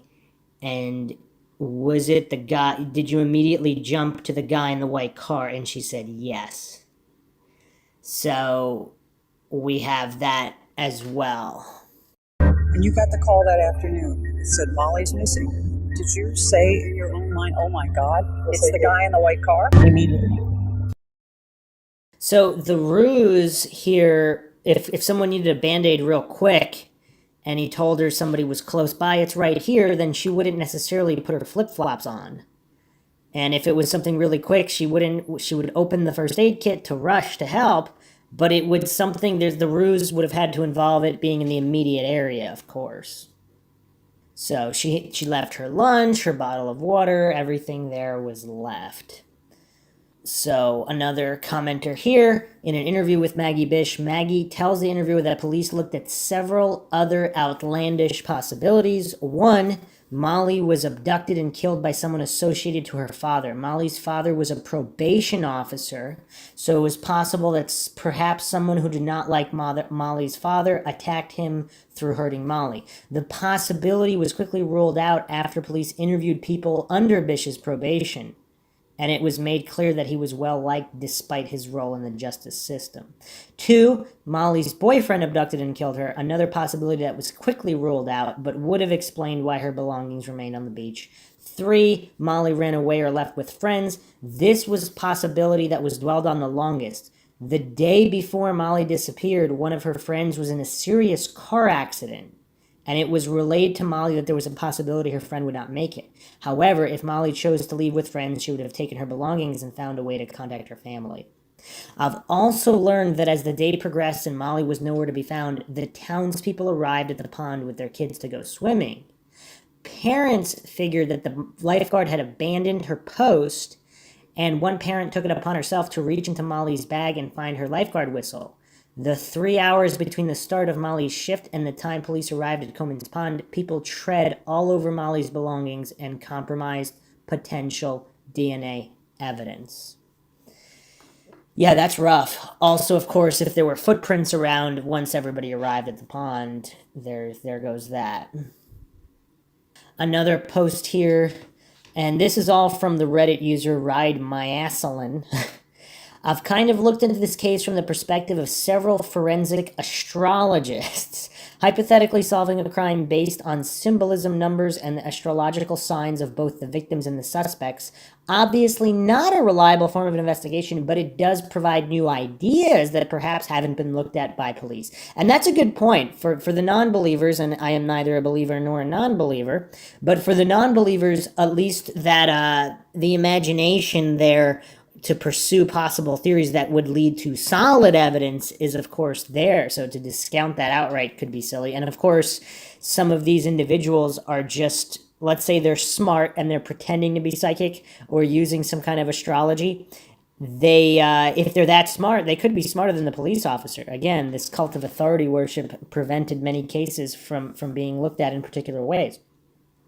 So here's their analysis here. A forensic astrologist with a blog named Fat Vox came to a very similar conclusion, that Molly had been lured away from her post by a man that pretended to be a police officer. Rodney Stanger's brother owned a white Chrysler that Rodney occasionally used. From a distance, Molly could have mistaken the white car for a Chrysler Fury, a vehicle that was once commonly used by police officers. If the man in the white sedan did in fact lure her from a Chrysler Fury, it is possible that he hollered to her from the parking lot, perhaps pretending that someone nearby was in danger or in need of medical aid, and maybe she thought it was a police officer in an unmarked squad car, so she rushed to him without a second thought. A man who calls himself Captain Joint allegedly sold marijuana to Rodney Stanger and insists that Gerald Battistoni was the man who kidnapped and killed Molly Bish, and that the police are covering up for him because the department is embarrassed that he was used for illegal raids. Okay, wow. I actually was not aware of this mind-shocking connection between Stanger and Battistoni. So again, this is an alleged claim. We do not know if it's true or not. Obviously, we need to follow up with this. Coincidentally, the police raided Captain Joint's house with the help of Battistoni. So until further evidence is presented to support his allegations, I'm just going to chalk it up to a very bitter guy. The coincidences created that allowed Stanger to possibly cross paths with Bish are far greater than those that would have allowed Bish to cross paths with Battistoni. Maybe not. I don't know how they came to that determination. Stanger was both familiar with the pond where she was abducted and the woods where her body was found. He had access to the white sedan that Maggie had seen, and he matches the composite Maggie provided to the police. But here's the thing, though. Supposedly Battistoni, even without a license, was fixing his girlfriend's white Chevy at the time as well. So, yeah, the Battistoni Stanger connection really needs to be looked at more. And this is what I was thinking too. There's other variables we're not seeing here. Perhaps if there's some strange police connection with police raids, CIs, that could be an issue that prevented certain lines of inquiry from being followed up on. Not that the police didn't want to catch the guy, but if there was other things going on, they simply might have not looked further in certain areas. And also, apparently, there was another murder in the area, or another disappearance in the area that was never found, but this person couldn't remember the name of the other disappearance. I'll try to dig that up. But this Redditor is quite astute regarding where the bathing suit was found and why the body was found, why the bones were found over several acres. The response here is, my guess is that her killer did not properly bury her body. Animals got to it, and that's why her remains were not found in one central location, but over an expanse of territory. An animal may have grabbed a piece of the suit when it grabbed a body part and dragged it to her den. Gross and terrible, but probable. I think that if her body was dismembered by her killer, then at least one of the 26 bones recovered would have some sort of serrated markings on them, right? And I'm not sure where they got the information that there were or weren't markings on them. I don't know. I'm sure that the area in which she was found hadn't been completely abandoned until she was found. Imagine how many hikers and hunters walk through the area without noticing anything. In 2013, some guy bought land on Whiskey Hill and turned it into a motor sports track. The owner of the track has been very sympathetic to the Bish family, but I can imagine how much evidence has been compromised and how possible it could be that her remains have been damaged or inadvertently moved during construction of the track. Okay, so the next suspect, or person of interest rather, we're going to be looking at is Robert Burno. So Burner, of course, I mentioned him earlier. He was arrested for accosting a jogger while driving his vehicle in 2007. The road that this crime occurred on later becomes the very same road where Holly Perennin's body was found. He was also reported living in Agawam, Massachusetts during the period when Lisa Zeigert was murdered. So Burno also reportedly owned an unregistered white sedan at the time of Molly's abduction and was a smoker, and matched the description of the person seen by Maggie Bish at Comins Pond the morning before her daughter's abduction. So Bish called the resemblance frightening but failed to make a positive ID. So some people think that this is all circumstantial, of course, but he has connections to the campground that's supposedly being searched for that vehicle. And here's a link to, so this is on truecrimediary.com, which was published August 13th, 2007, which has some interesting info. The stranger at Comins Pond. When Maggie Bish saw her daughter's flip-flops, she knew something was wrong. Molly didn't like to walk on the beach without her shoes. She wouldn't go in Comins Pond, where she was a lifeguard for the summer, without them because she didn't like the way the, quote, icky bottom felt. So now we have more information here that Molly Bish wouldn't even go in the pond without the flip-flops. So it seems like it would have to have been some kind of emergency situation for her to move without the flip-flop, something that alarmed her, disturbed her, where she wouldn't be in the state of mind. If she was panicked, like, for example, she had to get the first aid kit quickly and she was yelled to come over or whatever, she might have not thought to put them on if she was that mentally agitated. Okay. Now, her flip-flops were on the beach along with her chair, two-way radio, and lunch her mother packed her, but there was no Molly. Maggie had dropped her daughter off at the pond at 10 a.m. A witness saw her at 10:07 a.m., but by the time the first batch of swimmers showed up at 10:15 a.m., Molly Ann Bish was gone. So this is some new information here. So here, I haven't heard this before, so this is an article from September 7th, 2006. It's no longer live online, but you can find an archive of it. It's Conte2006.com on the Bish investigation. This is Justice on Hold, Unsolved Crimes Confound Police Families. It was stunning to see in last weekend's Sunday Telegram the page filled with the names and faces of the more than 90 people who are murdered or are missing from across central Massachusetts since 1970. The graphic presentation was a striking element of the 10-part series on unsolved murders and missing persons in this region. The list began with Donna M. Dana, who was 24 in 1970 when she was stabbed to death in Millbury, and ends with James Notice, 46, who was fatally stabbed August 8, 2004 in Worcester. Some of the cases are well known, including the murders of Candace Scola, Molly Bish, Holly J. Paranen, and John Volungus Jr., and the disappearances of 5-month-old Marlon Divine Santos of Worcester in 98, and Taj Narbonne 9 of Leominster in 81. Others are all but forgotten. Many of the cases were crimes of opportunity, acts of random violence that are very difficult to solve, especially as years go by. But others, as the murders of Miss Scola and of Maureen M. Monahan, 32, and her 4-year-old daughter Jennifer in 73 in Rutland, are the kind of cases that carry every expectation that a prosecution will result. In all cases, it is difficult for the victims' families and law enforcement officials alike to have the certain knowledge that a crime was committed without knowing who committed it, or, as in the case of Taj, Marlon, and other 7 missing persons cases, what exactly the crime was. All right, so there's a lot of cases from the area, but here's the segment on Bish. July 12, 2006, Bish event calls for tougher laws. So this article here, this is a collection of articles here, and this June 29th, 2006 is an article, Molly Bish seen on old videotape. So apparently this was known as early as 2006. John Bish knew that a convenience store video of his daughter Molly Ann was taken minutes before she disappeared. We were aware of the tape but had never seen it, Bish said yesterday. So this is 2006. When he finally saw the tape a few days ago, it filled him with anguish and wanting to see more of his daughter. That's my last vision of Molly, John Bish said. Police believe Molly was abducted from her lifeguard post at Comins Pond, June 27, 2000. That video from Extra Mart in town shows the last minutes of his daughter's life.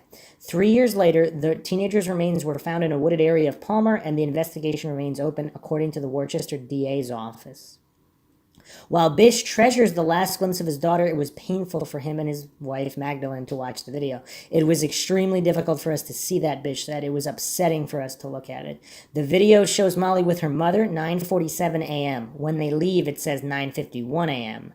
Molly was scheduled to work at 10 a.m. that day. Why the tape is being released now, on the 6th anniversary of Molly's disappearance, is unclear. Worcester DA John J. Conte did not return calls for comment. It does give us a timeline and gives everyone a vision of Molly, John Bish said. We're hoping it jogs someone's memory. He said the video doesn't show an unhappy child or one at odds with their mother. The video shows Molly leaning over the counter with her mother standing next to her buying water. After the Extra Mart stop, he said the mother and daughter went to pick up the lifeguard radio at the police station at 9:56 a.m. Wait a second, so how is there no video at the police? Shouldn't there be another video at the police station?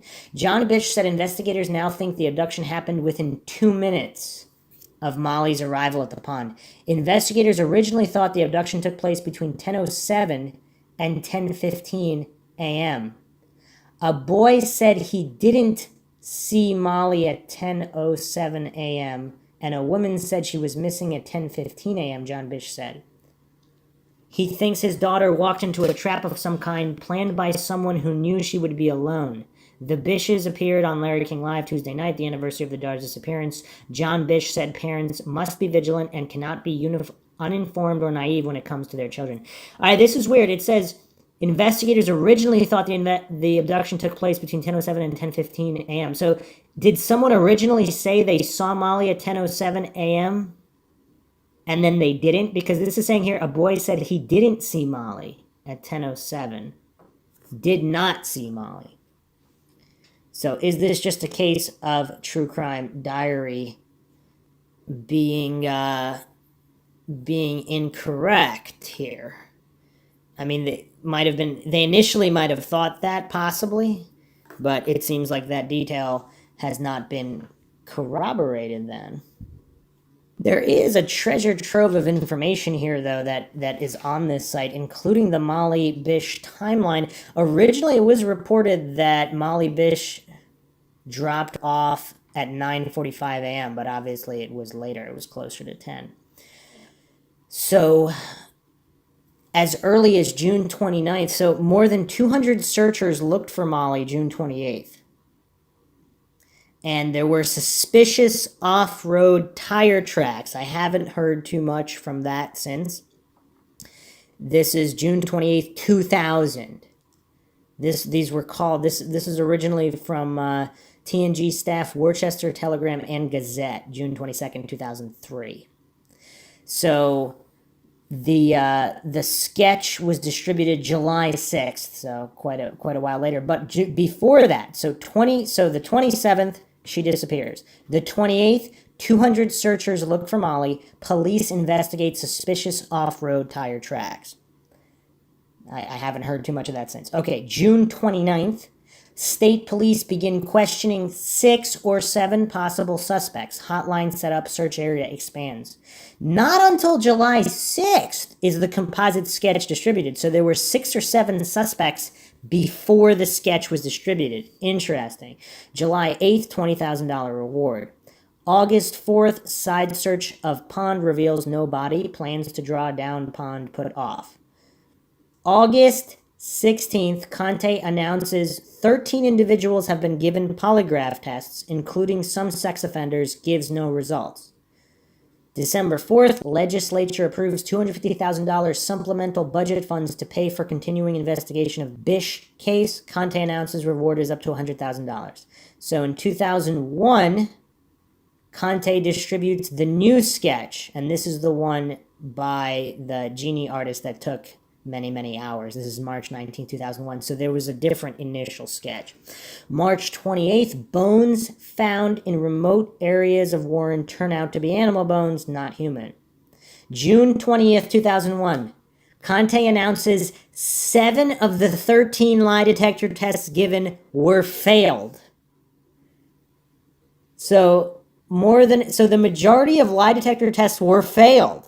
Of these potential suspects. What does that tell us? I don't know. That's pretty crazy.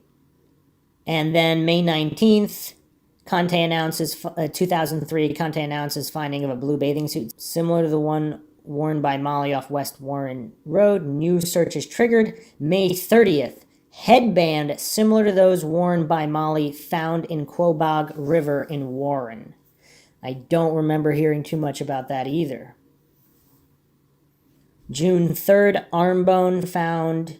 June 9th, DNA tests prove the bones are Molly's. Teeth found also match Molly's.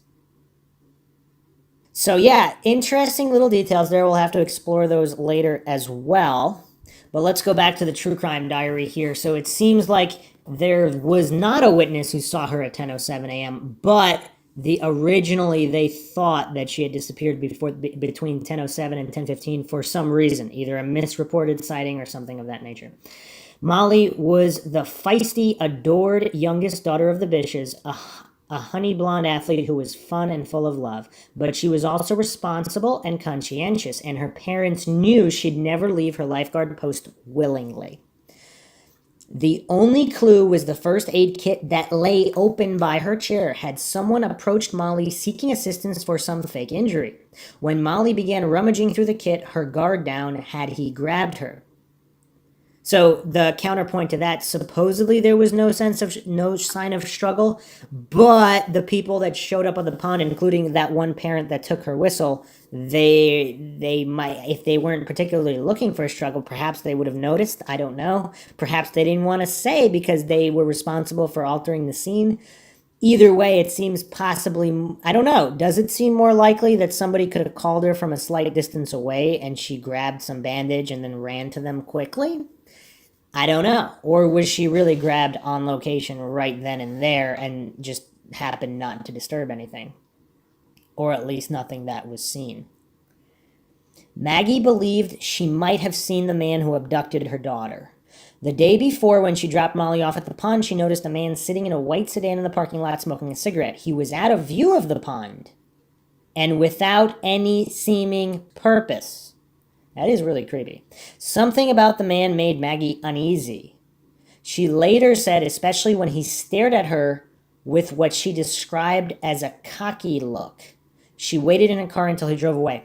In the Unsolved Mysteries reenactment, the car, there was only 1 or 2 spaces in between the cars in the parking lot, which makes it even more creepy because they're relatively close together during this stare down. Investigators agreed with Maggie that the suspicious man was their best lead, especially after witnesses came forward and said they saw a similar white car in the parking lot just moments before Molly and Maggie arrived on the day Molly disappeared. And the other thing to note, in the compilation video on Remembering Molly and Bish on the Find the Missing YouTube channel, there is a clip from a news segment or documentary where this white sedan was also spotted at a local car wash and by the cemetery. So there's multiple sightings of this white sedan. A police artist produced a composite sketch of the suspect with Maggie's help. The Bish suspect, despite a $100,000 reward and hundreds of tips, investigators were never able to identify the suspect. 3 years later, in the spring of '03, a hunter discovered a torn one-piece bathing suit in the woods about 5 miles from where Molly went missing. John Bish, Molly's father, said he knew right away his daughter had been found. Searchers recovered the arm bone of a teenager near the bathing suit. More bones. In the end, 26 of them were recovered and later positively identified as Molly's. Molly has come home, the Bish family announced to the public. Still, the puzzle of who killed her remained. In Warren, population 4,700, a rural, closely knit community tucked into Green Hills, talk inevitably turned to another troubling matter that's long haunted the small towns of central Massachusetts. The other girls. For a small area that's relatively sparsely populated, central Massachusetts has experienced a large number of unsolved homicides and abductions of young girls in recent years.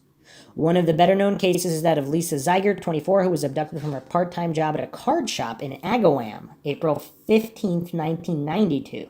Agawam is roughly 30 miles from Warren. Lisa's body was discovered in a wooded area 4 days later. She'd been stabbed to death. A witness reported seeing a blue truck on the night Lisa was killed near where her body was later found. The case remains unsolved. I'm going to have to do an episode on that case as well. But the case that gripped the area, launching a book and a lifetime obsession in at least one retired police officer, is Holly Perenan's. Holly, 10, was visiting her grandparents at their country home in Sturbridge on August 5th, 1993, when she went with her little brother to see puppies at a neighbor's house. It's really tough to get through some of these cases. I mean, what kind of world do people live in when a 10-year-old can't even go see puppies without being abducted and killed? This is really tough. Her brother returned, but Holly didn't. One of her shoes was found on the side of a dirt road. 2 months later, hunters came upon her remains in a wooded area in the nearby town of Brimfield. In an eerie coincidence, the story of Holly's disappearance touched another 10-year-old blonde girl who lived in the area, Molly Bish. And then, of course, that's the letter we discussed before. 6 years later, Molly would disappear just miles from where Holly was found. And her remains would be discovered in the woods frequented by hunters as Holly's were. Mounting similarities between cases led to speculation about a serial killer, but solid leads proved maddening, with investigators chasing promising suspects only to encounter dead ends.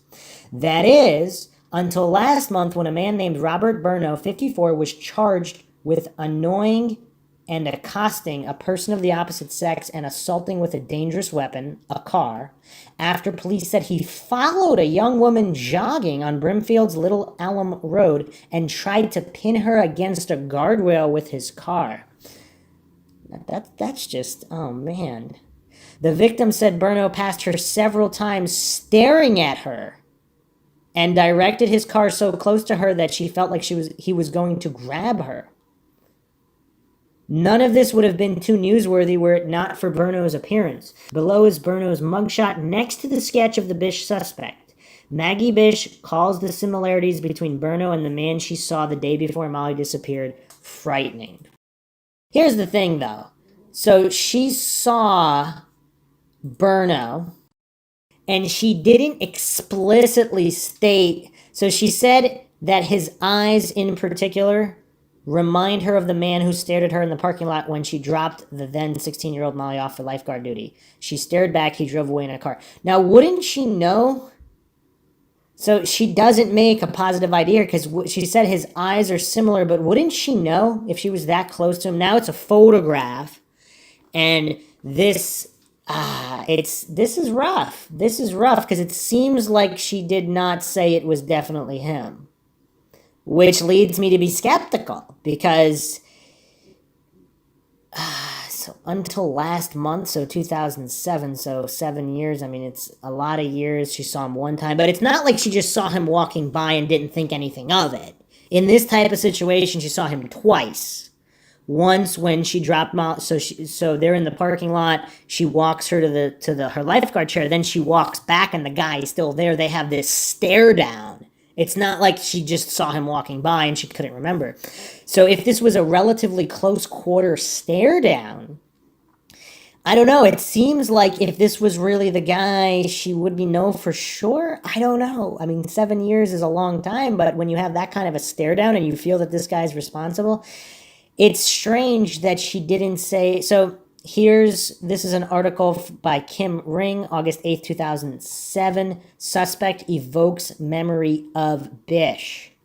The mother of Molly Ann Bish said yesterday a photo of the suspect wanted in an attempted abduction in Brimfield shows a man with frightening similarities she saw at Comins Pond in Warren the day before her daughter disappeared 7 years ago. Magdalene M. Bish said yesterday after seeing a photograph of Robert R. Burno Jr. that his eyes in particular remind her of the man who stared at her in the parking lot when she dropped then 16-year-old Molly off for lifeguard duty. She stared back, and he drove away in a white car. Like the man she saw that day, Mr. Burno had a round face, wears his hair combed back, and has a mustache. The following day, June 27th, 2000, Molly disappeared. So keep in mind, our other suspect, Battistoni, supposedly also had a mustache, also looked like this guy. And according to ex-wife, girlfriend, he shaved his mustache off after the Molly Bish disappearance, as opposed to this guy who didn't, and this guy who Maggie Bish did not explicitly state, this is definitely the guy. If it were the guy, it seems like she probably would know. I mean, I really don't know, but this is a photograph of a guy she had a stare down with. I mean, I don't know. News of the alleged attempted abduction of a young woman in Brimfield on July 21st and the ID of Mr. Burno, 54, as a suspect in that incident leaves Mrs. Bish somewhat hopeful that police might link the case to her daughters. She is also cautious about being optimistic. Yesterday, as she sat by her husband John J. Bish's bedside at Spaulding Rehabilitation Center in Boston, where he is recovering from a stroke, she said she learned to protect herself from the powerful emotions that come with possible developments in the case. We have had this happen before, she said, remembering a case in Monson where a young girl was grabbed as she walked to work. The victim escaped, a suspect was arrested, and the similarities between him and a sketch of the Bish suspect were obvious. Police later determined he was not responsible for Molly's disappearance and death. State police involved with the Brimfield case said they have not established a link to the Bish case. Meanwhile, neighbors at the West Springfield apartment complex where Mr. Burno lived until December said he terrorized a man twice his size, vandalized cars, and tried to kill a handicapped neighbor with the man's cane. What the heck? And no charges were, well, or maybe there were, but they were glad when he left. Michael P. Gilday, the apartment manager at Myron Court, said he'd started eviction proceedings against Mr. Burno late last year. We wanted him out of here, he said. He had uncontrollable temper. I mean, come on. If this guy's vandalizing cars and trying to kill a handicapped neighbor with the man's own cane, I mean, that's messed up.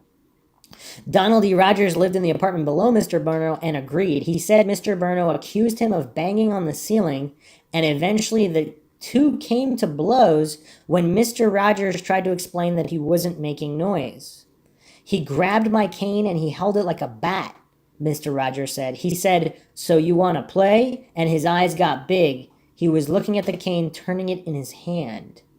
Then he said Mr. Burno broke the cane over Mr. Rogers' head, picked up a jagged piece, and stabbed him several times. Police came and Mr. Rogers was taken by ambulance to a hospital. He said he still has a scar on his temple, and he said he wondered during the incident if he'd survive. I told him, "Bob, you need professional help. You have anger problems," Mr. Rogers said. Was this after the fact? So he was polite enough that he's almost killed by the guy, and he's telling him, "Bob, you need professional help. You have anger problems." An assault case on the matter is pending. I mean, that's attempted murder. I mean, how is that just assault? And the guy's handicapped. And Mr. Rogers said Mr. Burno did not show up to his last scheduled court appearance.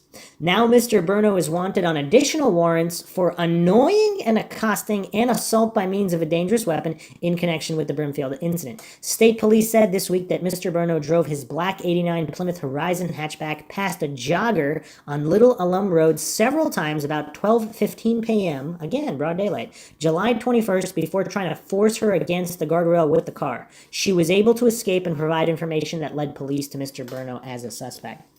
So apparently he drove past her several times. So again, there's an MO here of surveying and stalking to a certain extent. Police have been looking for him since then, but he has not been arrested. His former neighbors said yesterday that they are uncomfortable knowing he is free. One neighbor said he talked of going to Maine sometime after losing his job at the Agrimark milk processing plant near the complex. State police said Mr. Burno has ties to Ware, and neighbors said he has other relatives in Southwick and Westfield. Mr. Gilday said news that Burno might have been involved in an attempted abduction concerned him. He remembered that Mr. Burno had a light-colored car in 2000, and though it was never registered and eventually towed away, he could not recall if it was ever driven. Others recall Mr. Burno as a loner who, except for family, never entertained visitors. Like the man Mrs. Bish described, Mr. Burno was a smoker. Again, I mean, a lot of people are smokers, but again, whatever. The mounting similarities worry neighbors, even though state police said they have not linked the two cases. Mrs. Bish said she trusts the police will use their investigative tools to see if there's a connection. She said the proximity of Little Alum Road to Comins Pond and also to 5 Bridge Road, where 10-year-old Holly Perenin's body was found, is a concern, but she admits 3 different people could be responsible for the cases. So is she just being overly cautious and not wanting to say, that's definitely the guy? I mean, I still think there'd be more of a positive reaction. Now, her husband just had a stroke, and maybe she's emotionally distraught over that. So I don't know. If your husband just had a stroke, you're shown a photo, maybe she thinks it was the guy, but she doesn't want to say. I mean, I don't know.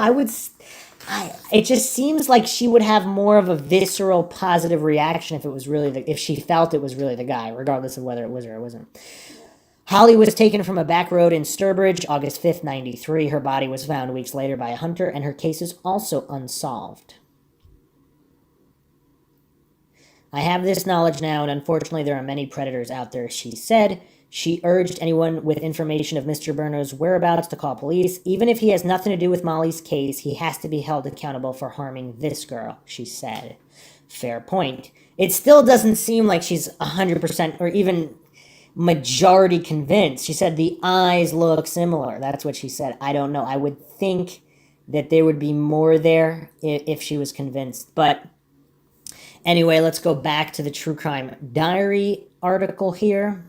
While the Bishes and police caution against jumping to conclusions, reminding the public how they've been burned in the past by potential suspects, intriguing pieces of information continue to leak about Burno, raising questions about his connections to not just Molly, but other unsolved murders, the other girls as well.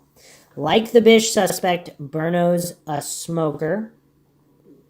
2 neighbors in his apartment complex recall him having an unregistered light-colored vehicle in 2000, the year Molly was murdered. 3, one article mentioned that Burno had been staying in Ware with his brother. Ware is not far from where hunters found Molly's remains. A little research and use of an online map shows that Burno's brother lives approximately 3.2 miles from Molly was found. 4, the jogger in Brimfield allegedly resembles Molly. Okay, so now we have someone targeting blonde-haired, blue-eyed young women. 5, before Burno moved to his latest address, he lived in the town of Agawam, where Lisa Zygert was abducted and killed. Okay, now the coincidence stack is getting a bit higher. See, I wish there was just more information regarding Maggie's reaction to seeing his photograph, because, yeah, it's rough. 6, Little Alum Road, where Bruno attempted to accost the jogger, turns into 5 Bridge Road, the road where hunters found Holly Parainen. The following map shows the location where Holly was found, the approximate site of the recent attempted abduction of the jogger, and Comins Pond, where Molly disappeared. From A to B is 2 miles, from B to C is 5 miles. From Bob Ward's blog at myfoxboston.com, Roberto Burno brother John Burno has a seasonal campground at Yogi Bear Campground in Sturbridge, Massachusetts. My neighbor, who used to be a seasonal at Yogi Bear Campground, said Robert used to come down to the campground and my neighbor also talked to him. If that information is correct, that means Burno was familiar with and may have spent time in Sturbridge, the town where Holly was abducted. The campground in question is about 5 miles from the site of her disappearance. Robert Burno is currently in jail under $500,000 bail. Prosecutors say he has a lengthy criminal record, including charges of assault and battery. Whether or not he holds the key to the mysteries that have long unsettled the small towns of central Massachusetts remains to be seen, but comments on local message boards indicate locals are optimistic. Now, I wonder if Maggie Bish would be open to seeing him in prison, because if she saw him face to face, would she be able to definitively state, maybe she has, maybe this was done, I don't know, would she be able to definitively say this is the guy, this is not the guy, because in the presence of his energy, again, using whatever mother's intuition, I mean, there's gotta be, it's weird. It's weird, and also the connections to all these other suspects, there's just so many coincidences here that need to be further explored. This is definitely going to be a series. This is episode 1. I'm going to have to dive deep into all of these. There's just so much going on here. There's some weird comments here from telegram.com. So Burno's family members stated different things. He has an alcohol problem and he will defend himself if he's drinking, Jennifer Burno said. But he would never, ever hurt anybody. And obviously there's that assault on the handicapped guy. But Mr. Burno's daughter said they believe that event might have happened, but they do not think their father would try to abduct a woman. So his daughter said they believe that event with the, referring to the handicapped man where he stole the guy's cane and tried to beat him to death with it and stab him. If he wanted to abduct her, he would have abducted her, Miss Burno said. So that's really weird. I don't know what to make of that statement. So are they admitting that he wanted to scare the jogger? And are they saying that he's that capable and violent that he wouldn't fail at abducting somebody? I don't know. Christy Ross said her father was probably aggravated and upset about being lost the day of the alleged incident. She said the victim, who does not know him, may have mistook his frustration and overreacted. That's kind of weird, trying to pin someone against a railing after driving. So is she saying he was lost in an area he was familiar with? I mean, I'm not following these comments made by his family members, but I don't know. I don't know them. I don't know him. So it's quite bizarre. The other interesting thing, so people entertaining theories. So again, I'm going to go down every possible theory here. Some people believe that Molly left of her own volition, might have had drug ties, wanted to do drugs in the woods. But here's the thing, though. Again, if she really always went everywhere with those flip flops, she would have had them on. Other drug users say that they would have definitely taken their water bottle with them to do drugs, especially if they were, I don't know, gonna hike. I don't know how far, but whatever. But here's the thing, and this is a great counterpoint.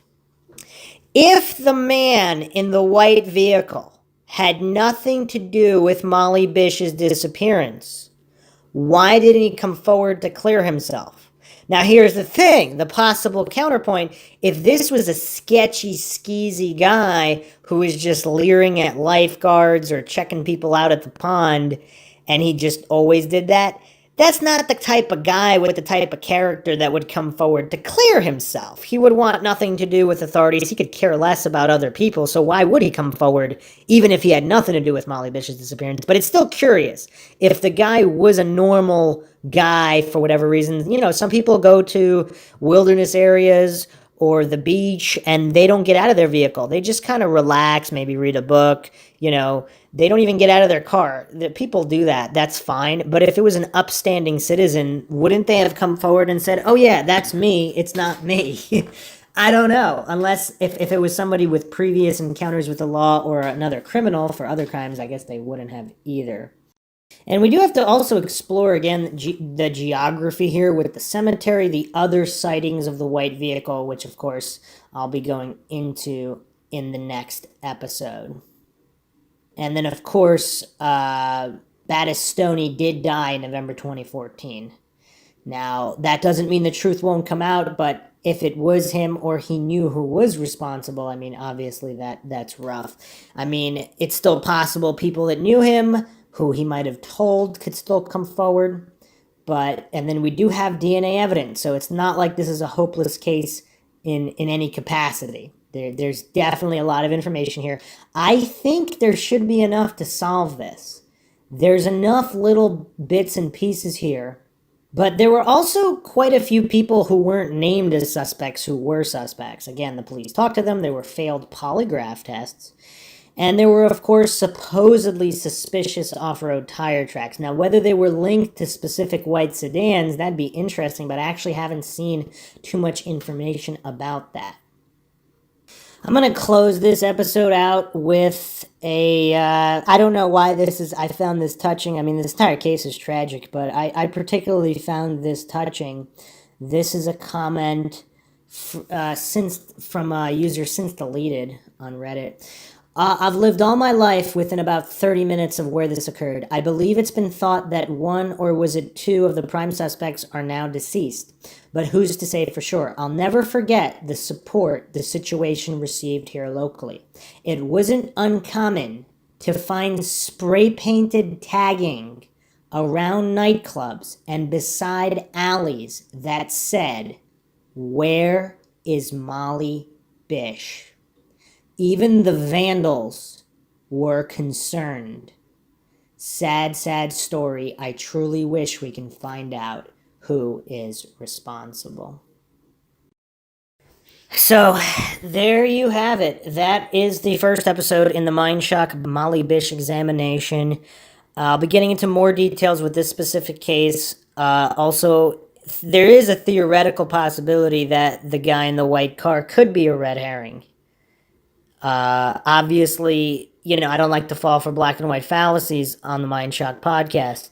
Theoretically, you could say the guy in the white car could have been planning to maybe do something to her, but someone else did it first. In any case, the case is still unsolved, but because of the strong links to the descriptions, there's just quite a few suspects that look like that guy, and they have connections to all these other aspects of her case and these other cases in the area. It's just, I'm not saying that's the lead theory. I'm just saying everything should be investigated, every avenue. This is Mindshock after all. But I think this case is solvable, and just the fact that it's been moving, it hasn't been ice cold like other cases.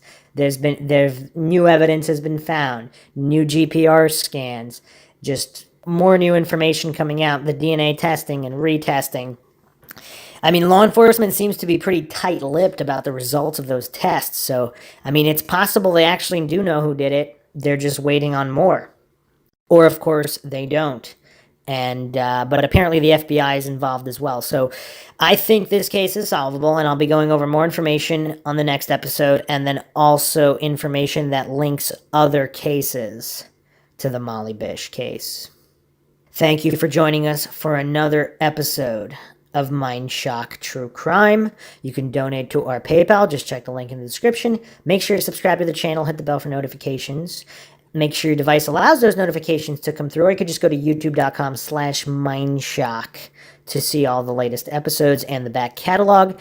If you found this particular episode informing and wish to raise even more awareness in the Molly Bish case and other occult cases, hit that like button and share it across social media platforms, of which you can find us on Facebook, Reddit, Twitter, and Patreon. Patrons do get priority for true crime cases, topic, and co-podcaster requests. You could also be a guest on the podcast depending on your tier. Questions, comments, theories, thoughts, suggestions, rebuttals, debunkings of any kind, leave them in the comment section. This is Bruce McGuire signing off.